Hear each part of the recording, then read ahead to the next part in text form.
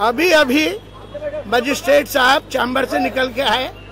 करीब मेरे अंदाज से 300 साढ़े 300 पेज का उनका ऑर्डर है। अभी पूरा ऑर्डर मैं भी नहीं पढ़ पाया हूँ, इसलिए जो स्थिति आपकी वही मेरी है। समरी में उन्होंने ही मिहिर देसाई जो लॉयर हैं, काउंसिल हैं जाकिया जी की, उनको उन्होंने कहा कि भाई मैंने आपका प्रोटेस्ट पिटीशन रिजेक्ट किया। तो SIT report was filed as you remember in February 2012, 8 फरवरी। तो the hurdle in between no action suggested by SIT was only the protest petition. When it is rejected, SIT report is accepted. Recommendations are accepted. Now, as per Supreme Court order dated 12/9/2011, Supreme Court ने कहा कि now I release the investigation from our monitoring and now every step will be according to CRPC. So now it is open for complainant or their counsel to go for according to CRPC either for revision or anything whatever they like. Do you believe that the court's order now is a vindication of your own investigation? SIT impartiality has been confirmed. But has the judge made any observation on the SIT's investigation? It must be in the order. I have not read it. He will supply copy after 15-20 minutes. It is about 350 page. 350 pages order. I will have to study before answering your question. But which means that it has validated whatever SIT has done in its investigation by accepting your closure report? That means no action against all the 63. Our recommendation was that there is no evidence in the field.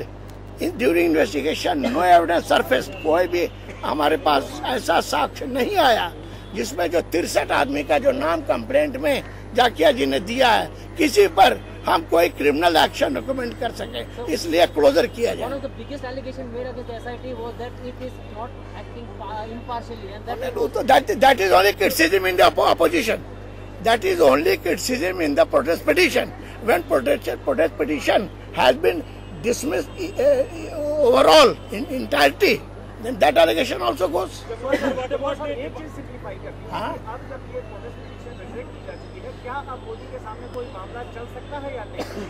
अगर ऊपर high court से ये तो शुरुआत है।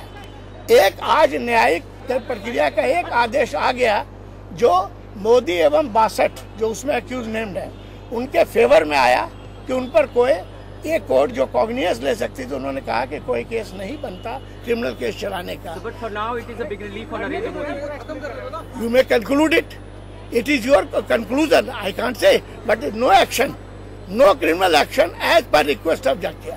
Now, if this order is set aside, something else is passed by higher court. Who will check?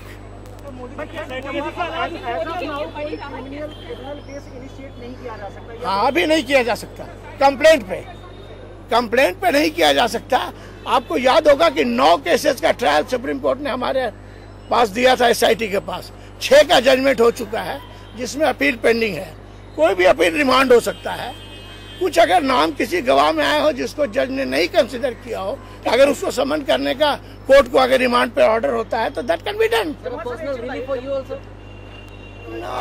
God knows till what age I will be able to serve. They may continue me as their lawyer. It is up to them. I am only to be engaged. जमवार साहब, आप SIT के वकील हैं। आज की तारीख में मोदी के खिलाफ गुजरात में 2002 दंगों से रिलेटेड कोई भी केस एग्जिस्ट करता है? कोई भी नहीं रहा।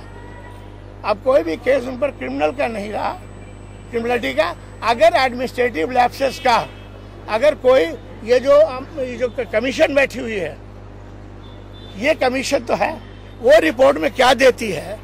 वो रिपोर्ट जो जाएगी नानावती शाह कमीशन, नानावती मेहता कमीशन, अब कहिए साथ तो नहीं रहे, नानावती मेहता कमीशन अगर गिल्टी करार देती है तो it will be only fact finding advice and that report will have to be placed before a state legislature as also central parliament. And if they again decide investigation and trial, that will be a long drawn battle. I can't forecast.